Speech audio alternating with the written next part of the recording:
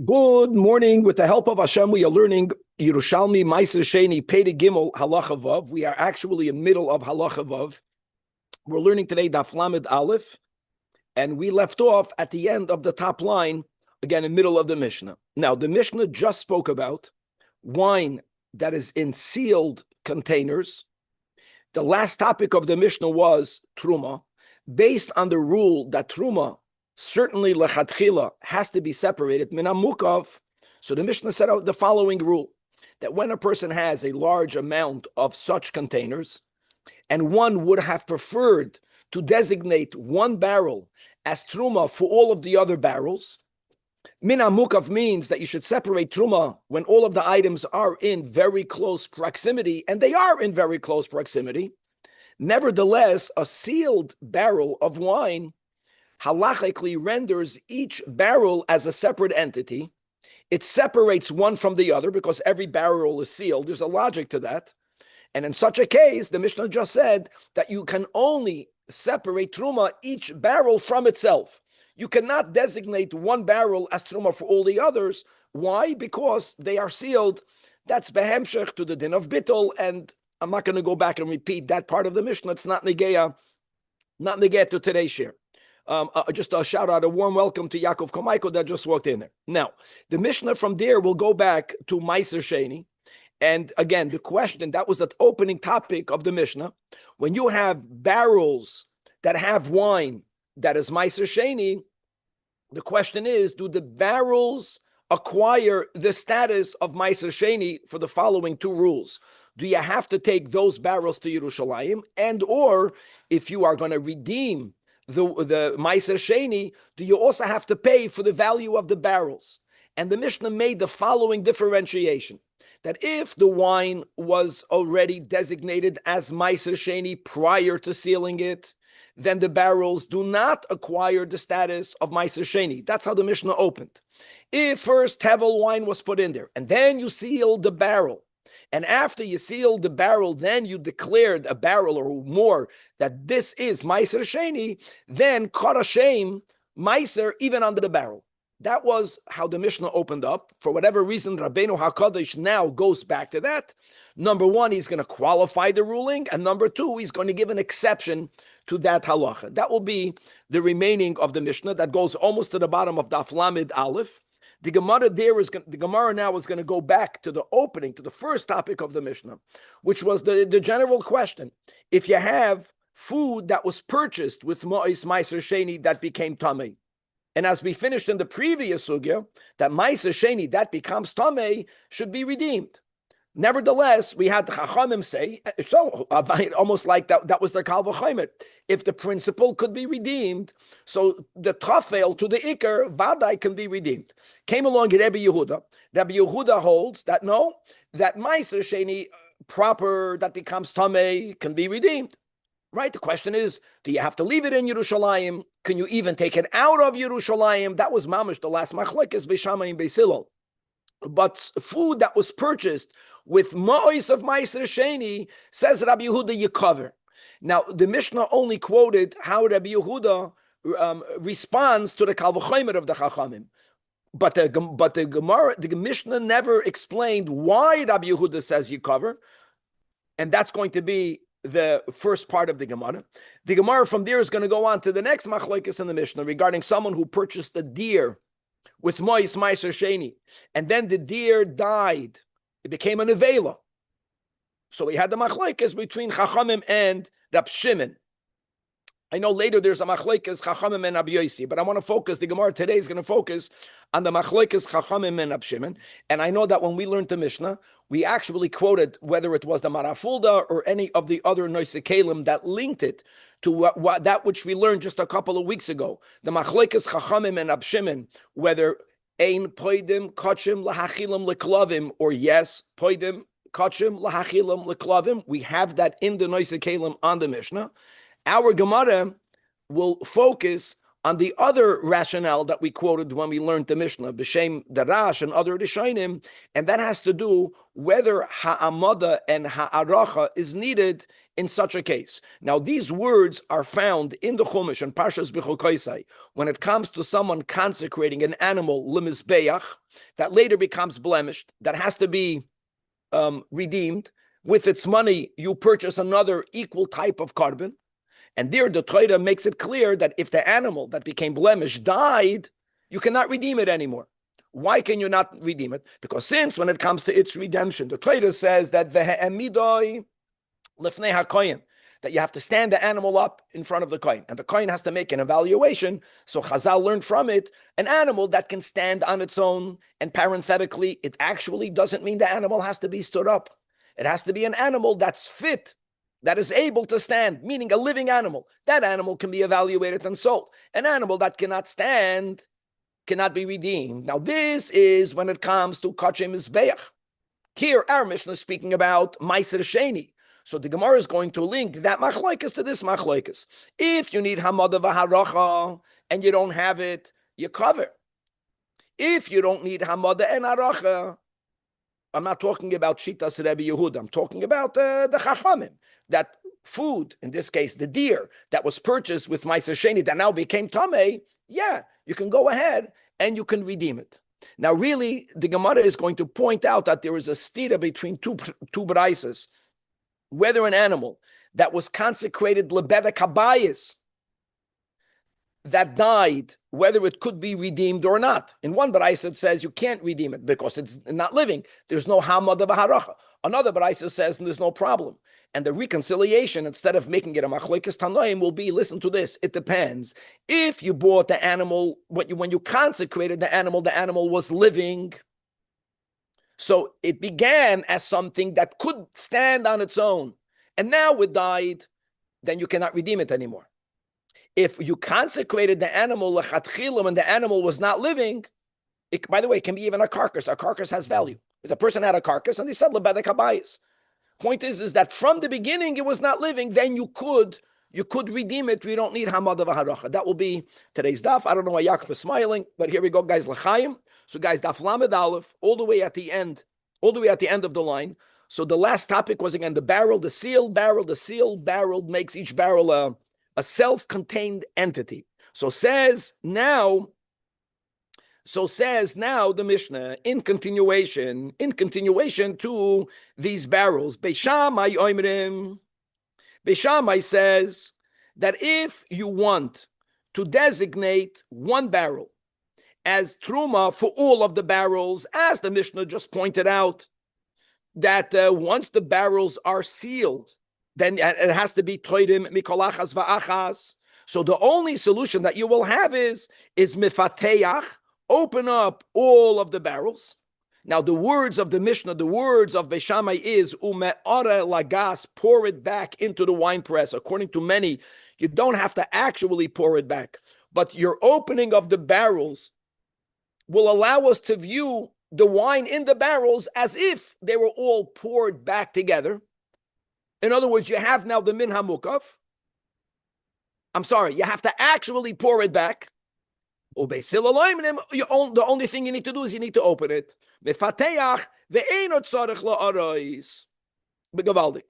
No, it's just undo the sealing, and that undoes its self-containment. Beishamai holds that prior to sealing the barrels are opened and they are all in close proximity. You have min hamukaf. You can separate, you can designate one barrel. You have 100 barrels, say 2 barrels is truma. But the Shammai holds that once you seal the barrels, and that physical act of sealing, isolates every barrel one from the other, to undo the isolation, it's not enough. It's like a Baal Tshuva. It's not enough just for you to undo what you did. No, you got to do something even more now. Now you have to physically pour all of the wine back together. How beautiful is that? That's the Bamakim Shubalei Tshuva Imdim Ein Tzadikim Gemurim, according to the Girs of the Rambam, Yecholim La'amid. Because that's what he does. He actually gets closer. Okay.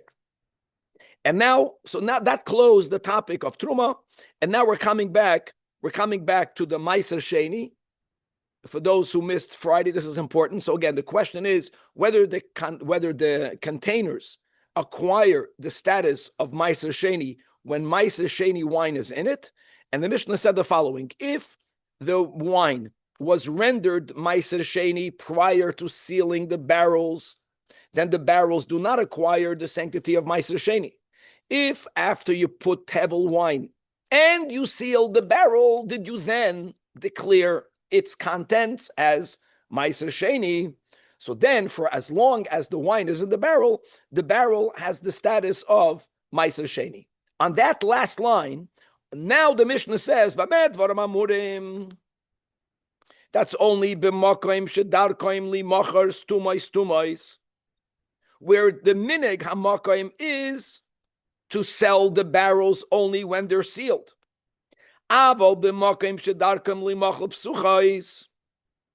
When barrels, even if they're sealed now, when you sell them, you don't sell them sealed. In that case, we will never view the barrel as subordinate to the wine. We will never say that the barrel acquires the status of Meiser Sheni. What do we say? Now, I know that the words of the Mishnah don't sound like what it means, but let's get used to that. Lo yotza kan l'chulin. Lo yotza kan l'chulin means that the kan doesn't need to become chulin. That's what it means over here. If barrels are sold sealed and you fill the barrel tevel, and after you sealed it, you declared it Meiser Sheni, and we learned in the beginning of the Mishnah, now the barrel acquires the status of Meiser Sheni, that barrel has to be Yoitze L'chulin. That's what the meaning is. Here, since barrels, when they are sold, are not sold sealed, the sealing doesn't do anything. The sealing is you don't want for people to steal your wine, whatever. But when you sell it, you're going to open it. And by the way, it makes a lot of sense. People want to see what they're buying. I know that nowadays, maybe we know how to seal it better, and even nowadays, every now and then, you buy a bottle of wine, and maybe also I'm sure that he takes parts of the barrel and sell them separately. Well, I missed that, Yakir. I'm saying it's also efshar that the seller sells separately from the barrel. What do you selling the barrel? We're selling the barrel also. Yeah. No, we're selling the barrel also. That we learned already a while back. And you are allowed to buy a barrel with Meiser Sheni because there we view your purchase only on the wine. The barrel is subordinate unless you are a businessman who understands the value of we learned all about that before. Okay, this is great. Rabbi, yes. Wouldn't we think that it has to be separated? That's where you have to have it sealed? No. The sealing, no. Why you're sealing it is not the point. The point is that sealing only becomes a determinant if you actually sell it while sealed, if you choose to seal it. The moment the minig is that you don't sell sealed barrels, it means when it comes to selling something, you're going to unseal it, then the sealing is not consequential. Makes a lot of sense. Don't forget, we're not talking about your personal consumption. I hope people don't consume a barrel of wine. Barrels of wine, a davar chashuv, it's a big deal. And if when it's sold unsealed, then the first thing the Mishnah qualifies, then the sealing won't be a determinant because what you did, you're going to undo. Even though it could be that one barrel you're keeping for yourself. And a chanami, that one barrel you will not sell. Doesn't matter. Since it being sold, the minig will be to sell it psuchais, so then we take away the rule that we had in the opening. And now the Mishnah says the following, that ve'im ratza lahachmer al atzmai limkar b'midah.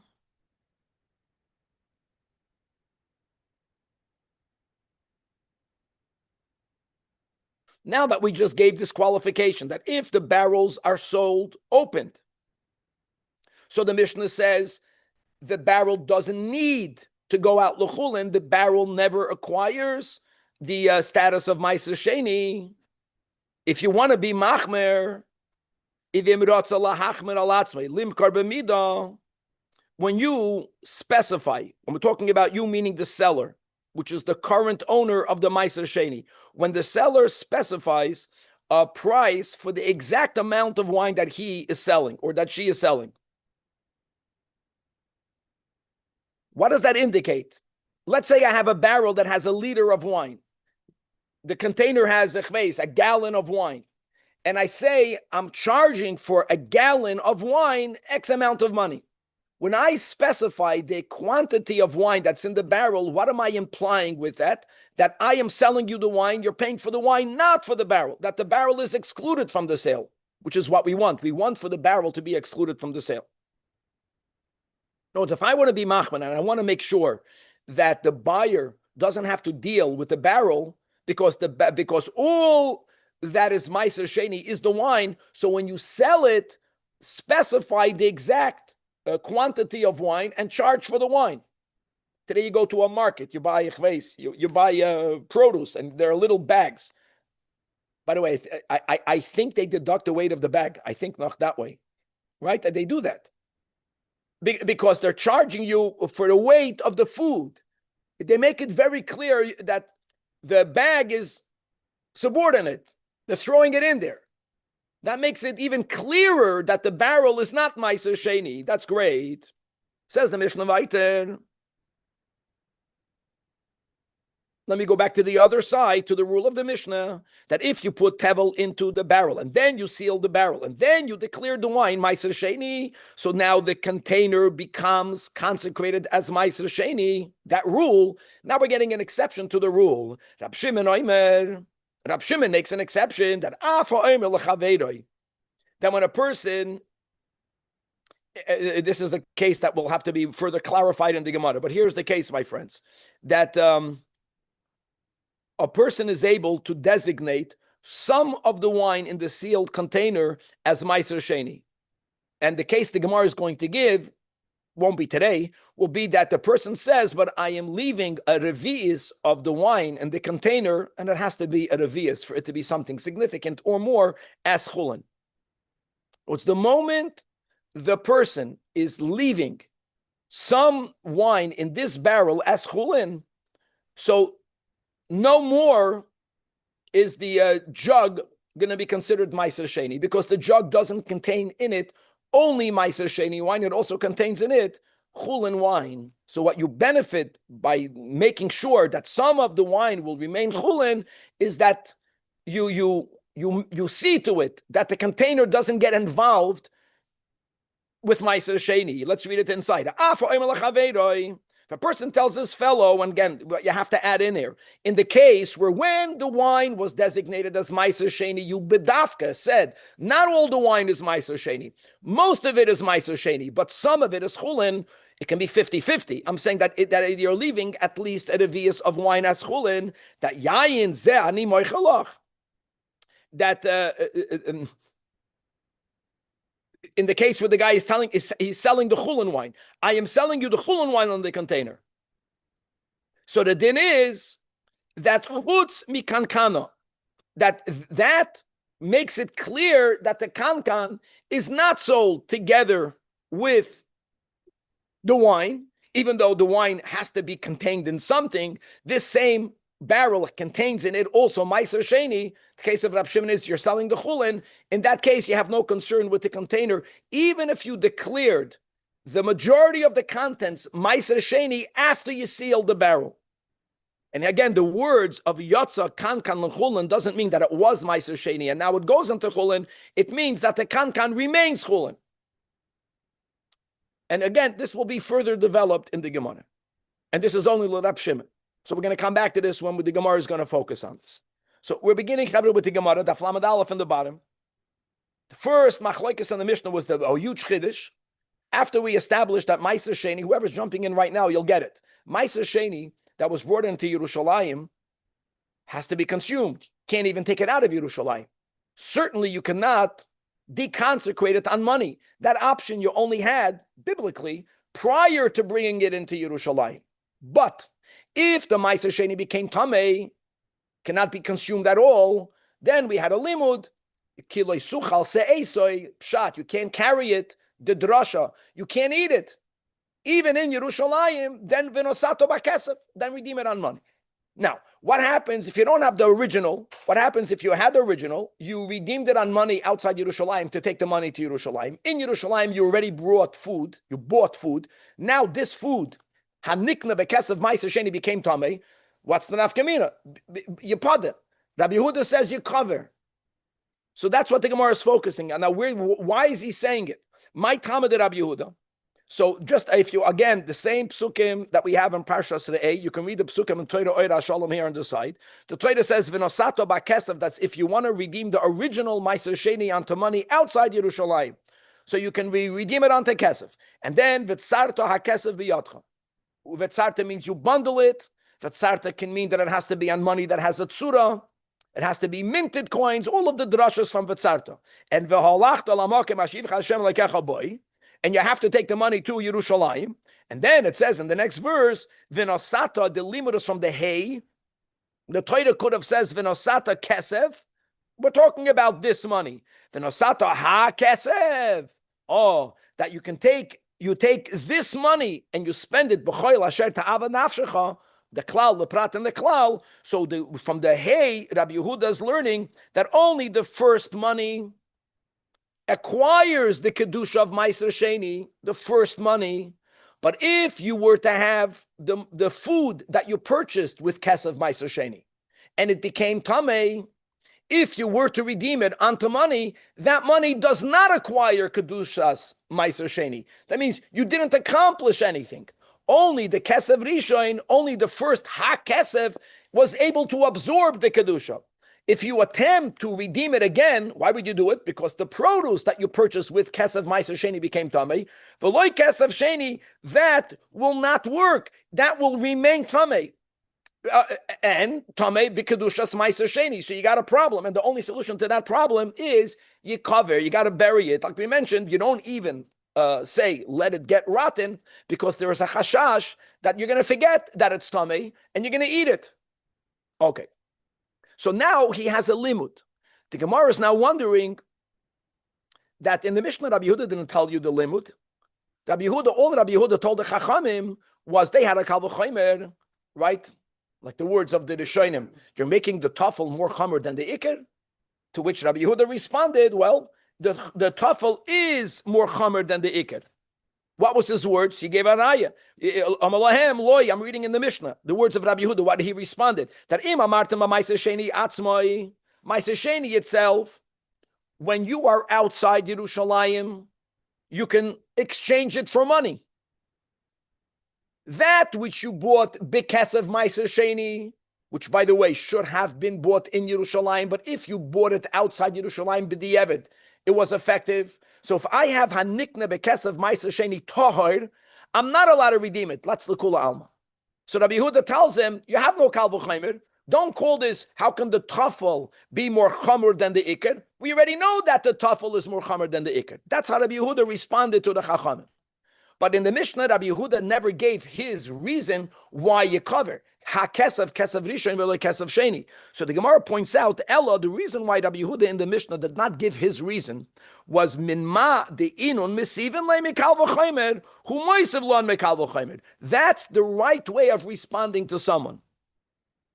The wrong way of responding to someone is ignoring what they are saying. Right? Politicians do it, and they say what they want to say. No. In other words, the Chachamim didn't ask Rabbi Yehuda, where do you get it from? Then he would have told them, Ha kesef rishon v'lo kesef sheni. The Chachamim told Rabbi Yehuda, we are refuting you. And they brought a kal v'chomer. The only right response is to show how the kal v'chomer is not a kal v'chomer. That's it. You respond to what the person said. Now, I know that you can argue that that's not always the case. Many times, they say a good Rav is the one who's not responding to the question, he's responding to the person. Okay, but that's not our Gemara today. So you can make two drashas. On one Shabbos, you'll give one drasha, and then on another, you'll give this drash. You respond to what the person said. If not, you are disrespecting the person. Don't become the Greiser Chacham. You understand where the person is coming from, and you're responding. Don't do that. The person said, boo, respond to the boo. Don't be an oiber chacham. That would be the drasha for this Shabbos. Then next Shabbos another drasha. Okay. Now the Mishnah moved on, and the Mishnah now gave an example of someone who used ma'is ma'aser sheni to buy a deer. We understand why the Mishnah gave the mashal as a deer, because if you are buying a behema, since lechatchila you should buy a behema l'shlamim, that's the rule of ma'is, that's the mitzvah min amufchar, let's say. And the Mishnah is dafka speaking about a case where you did not turn it into kachim. And by the way, we already learned before that if you use ma'is ma'aser sheni to buy kachim, the machlokes, right? Rabbi Shimon ben Lakish and Rabbi Yochanan, it could even be that the whole kedusha of ma'aser sheni no longer is there. It's only kachim. We're not getting into that case. We dafka want to speak about a scenario where the food is imbued with kedushas ma'aser sheni. So, by the way, you can buy a behema lebasar taiva, but that's not ideal. And so the Mishnah wants to give you a better case. You bought a non-domesticated animal, an animal that's not fit to go on the altar. For example, a tzvi.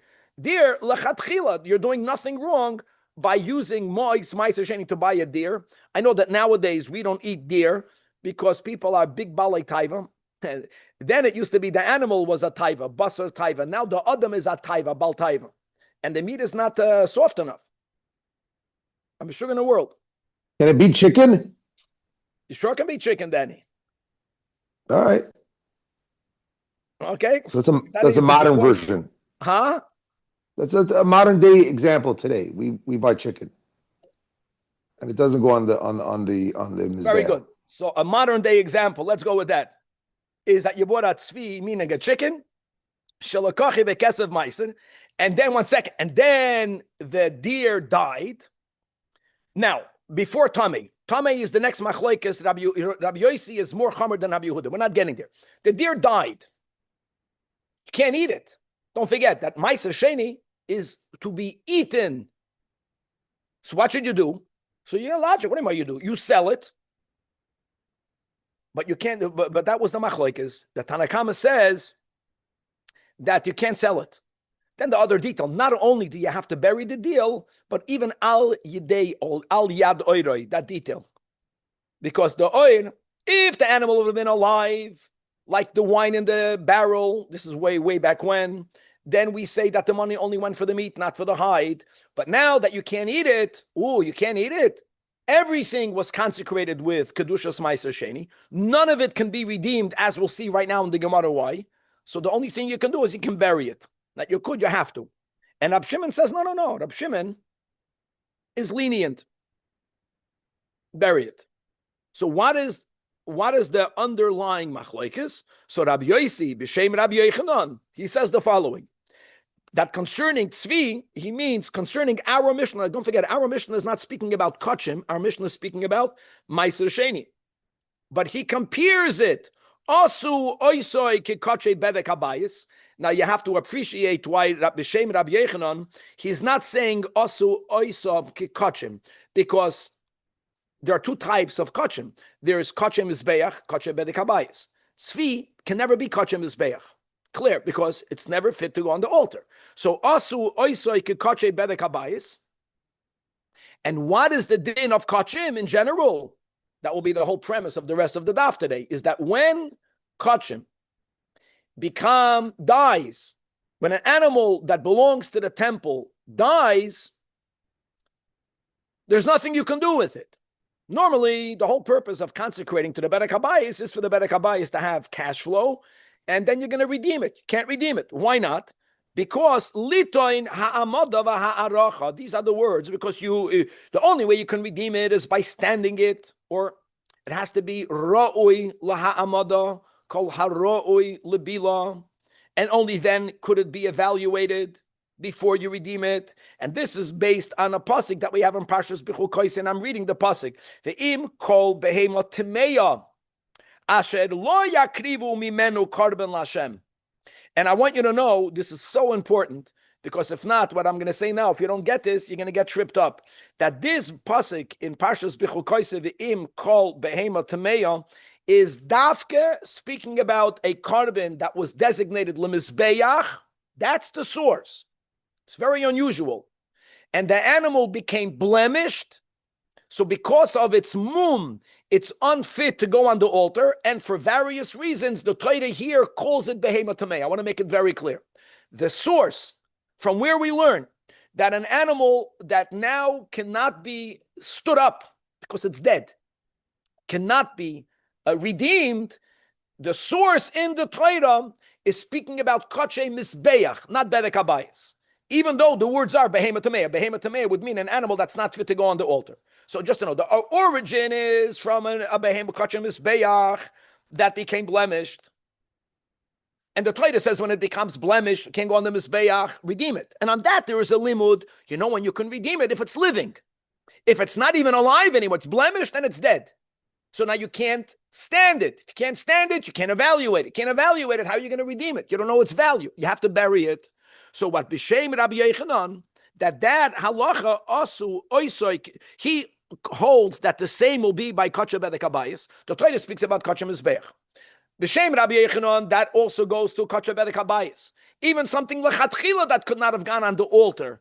I'll give you an example. A real behema tamei. Person was magdish a behema tamei, not on the mizbeach. So what does that mean? Person is magdish their dog to the Beis Hamikdash. It's not going to go on the altar. Even an exchange for a dog doesn't go on the altar. It has value. Bedek Habayis. So you sell it. You can only sell it if it's living. If it dies, you can't sell it. And so we're going from Kacha Mizbeach as a given, B'Shem Rabbi Yechanan, to Kacha Bedek Habayis, and now the beauty, we're going from Kacha Bedek Habayis to Meiser Sheni. We're making all of that the same rule. That what? That the reason why the Chachamim say, that you have to bury it is because you cannot have the ha'amod of a ha'aracha, and the reason why the Tana Rab Shimon says yipada is because it doesn't need that. And by the way, he doesn't only hold that to be true, the Tana Rab Shimon, by Meiser Sheni, he holds the same to be true by Kache Bedek Habayis. That's the key. Everyone has to agree that if you can't do Hamad of Aracha, you can't redeem it. Shkoyach. But that's from the pasuk the Behema Tameya. The Behema Tameya means a kosher animal Kache Mizbeach that became blemished. There, even the Tana Rab Shimon holds, the Torah says that you can't redeem it. The Torah says if you can't redeem it, then gotta bury it. The question is, do you apply it to Bedek Habayis and to Meiser Sheni? That's the machlekes of our Mishnah. The Chachamim say, yes, you do. Rabbi Shimon say, no, you don't. Okay, now that we established that, says the Gemara, Rabbi Yirmiyah ba kumei Rab Zeiron.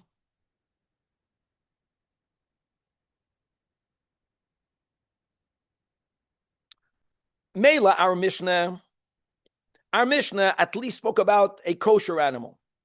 What will be the case by a complete non-kosher animal? Behema Timeya Mamish. Like I said, a dog. Mao shetitoin ha'amod v'haracha. We're not talking about Meiser Sheni Shleimer. We're talking about a Behema Timeya that someone consecrated lebedek habayis. That's the kasha. Because don't forget, there's a big chiddush that we just had. It was just thrown in there. The Torah speaks about a kache mizbeach. Okay, the Shem Rabbi Yechanan, that the same will go to Bedek Habayis and to Meiser Sheni. But at the end of the day, that was said to explain our Mishnah. Our Mishnah spoke about a tzvi. By the way, just for the record, not all deers are kosher. Correct, Danny? Think. Not all deers are kosher. But generally, deers are kosher. I'm almost certain in that. That's right. From what deer is not kosher? Huh? What deer is not kosher? I don't remember. Can someone Google that? I remember having this conversation a while, way back when. Huh? No, not a koi or kvi, however you pronounce it. That is either a buffalo, and that's so like a moose is not kosher. I think the moose is not kosher. I don't know. I don't remember. Moose is Zajac, chaya. Yeah, stay away from it. Anyways, it could be I'm wrong. Bison is kosher. A bison is kosher. A reindeer is kosher. Take a look. Is reindeer kosher? I don't think so. I don't think so either. I think the fact that the goyim use it for their mishagasin is a charaya that it's a behema tameyo. Goes together. Huh? Don't trust me. I remember having this conversation. I did. What did it say? Coach, okay, I take it back. So I'm going to have to stand correct. Oh, anyways. So again, Kacha Mizbeach, Kacha Bedek Abayis, and Maisa Sheni by the Tzvi. Okay. Machloikes Tanoim, according to B'Shem Rabbi Yechanan. And now Rabbi Yirmiyah and Rabbi Zeira is filled with Yerushalmi. That he asked Rabbi Zeira, Behema Tameya Ma'o Sheti Toin Amad Varacha.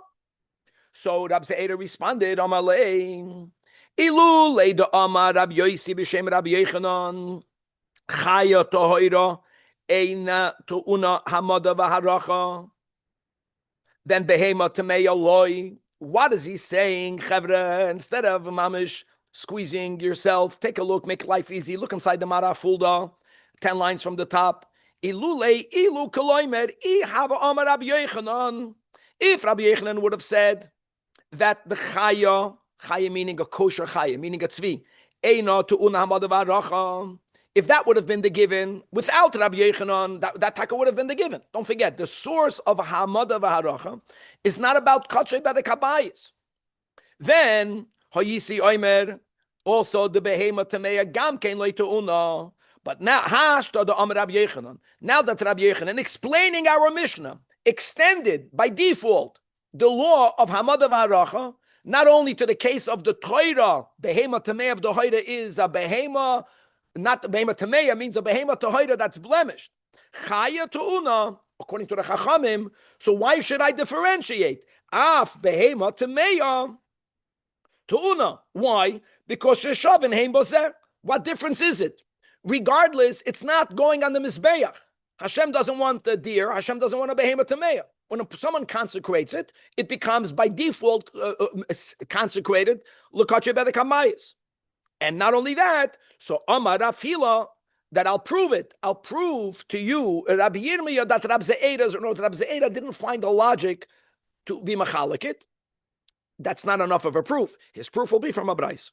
And like I mentioned, really, the Gemara is so brief. And the Yerushalmi, the Rabbi Hila is coming to reconcile a contradiction that we have in two braises. In one braisa, the braisa says explicitly that if a dead animal was consecrated to the Beis Hamikdash, which means to bedek habayis, by the way, dead animal doesn't make a difference. Behema tameya, a dead animal. The Brisa says that what does the Beis Hamikdash do with it? It sells it. Carcass has value. It doesn't have as much value as a living animal, but you sell it. One second, what about hamad v'haracha? But there's no such need. So you would argue, because hamad v'haracha is only needed by kachay mizbeach. It's not true, because there is another brisa that says explicitly that if an animal that was consecrated lebedek habayis dies, you cannot do hamad v'haracha. Clear.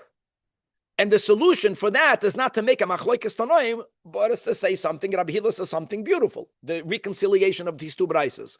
If when you were magdish it was already dead, then how is it different than a table, than a chair? Why would you need hamad v'harach? It makes sense. You consecrated the carcass, then now you're paying the value of the carcass. If when you consecrated it was alive, and then it dies while it belonged to the holy temple, now you cannot redeem it because now it's not fit for it to be standing, for it to be evaluated. When we made that reconciliation, we're going to see the words of the Braisa. The Braisa explicitly is speaking about behema tameya. Behema tameya means not a tzvi, a non-kosher species. So the fact that when we, in this whole contradiction of the Braisas, the reconciliation of the Braisas, we are using the rule, whether you need hamada v'haracha, whether you don't need it, by a behema tameya, befeirish. And by the way, this is a raya to the whole approach of Rabbi Yechanan in explaining our Mishnah, that don't limit the law of hamada v'haracha only l'kache mizbeach that became blemished. No, we apply it to bedek habayis. And yes, we apply it to a tzvi, we apply it to a non-kosher animal, to a camel, a chveis nishvas, and we apply it to meiser sheni. Only the Tanat Rab Shimon limits it to kachem mizbeach. Let's read it inside. That this Amar Afila is to back up Rab Zeira from his own logic. Said, why would we be machalik? Now that Rabbi Yechanan gave his explanation of our Mishnah, if a chaya needs hamada v'haracha l'chachamim, then a behema tameya also needs hamada v'haracha, and if it dies, you have to bury it. And v'tanikein, because again we have this tira. Look inside these words of the Braisa. Ve'im This is another pasuk, my friends. Also in Parshas B'chukoisei, that ve'im ba'behema hatameya. This pasuk is about a behema tameya, beferish. Now, by the way, just for the record, this pasuk is speaking about someone was magdash a behema tameya. Behema tameya means a non-kosher animal type, but they redeemed it when it's alive. Just to make it clear, that's also not a problem. People were magdash what they own to mix a lot just on the side. People did that because they were so grateful to that which Hashem gave them. Like even the dinim of Eirchen, if you are of that age and gender, why couldn't you just make a donation of money to the Beis Hamikdash? Because you're basically telling Hashem, I'm giving myself to you. But the way I'm doing it is by I'm giving my value, and this is my value. A person was benched, and they have herds of animals. It can be a non-kosher type. It's not just the money. They're telling Hashem, what you gave me is yours. So you're magdish what you own, and then you redeem it. And the pasuk says, "Befedish ve'im ba'behema hatameya." Here it means literally behema tameya upada be'erkecha. So the Brisa says, ma behema tameya miyuchades. When could you redeem a actual behema tameya? When it's the same as it was when you consecrated it, which means when you consecrated it, it was alive. When can you redeem it? If you are redeeming it, it's alive, which means that if you consecrated it alive and then it died, now that it died, you can't consecrate, you cannot depoid it. Why not? Because it's not hamad of haracha. No, we see from one brayso that even by an actual behema tameya, we need hamad of haracha. Ma behema tameya miyuchedes sheshava shaspid yoina l'shasik desha live. Which implies, turning to the Flamed base, af ani arbe es hamesa. Same thing explains Rabbi, that I know that if you're magdish a behema tameya and then it dies, you can no longer redeem it. But if when you were magdish the behema tameya, it already was dead, you were magdish a carcass, that's the top of the Flamed base, so of course you could redeem it. Why? Because it's the same. You are redeeming it in its same state as it was when you were magdish it. And now, what does that exclude? That excludes if someone says on a behema tameya, on a non-kosher animal, you are hegdish, and then put a comma here, and then umesa. Here, shaloi, shavas, shas, b'din, l'shasik deisha. Now you can no longer redeem it. The Fedish, says Rabbi, you see that the rules of Hamad v'haracha also apply to a behema tameya, as Rabbi Ze'ero says. So coming back, we have the biur of Rabbi Yechanan that the Chachamim extend Hamad v'haracha from the case of the Torah to a case of a worthy for the altar kosher type, for Meiser Sheni, and B'derech Mamela for an actual Behema Tameya, that all of them, if you are magdash something to Hashem while alive, and then it dies, you cannot even redeem it.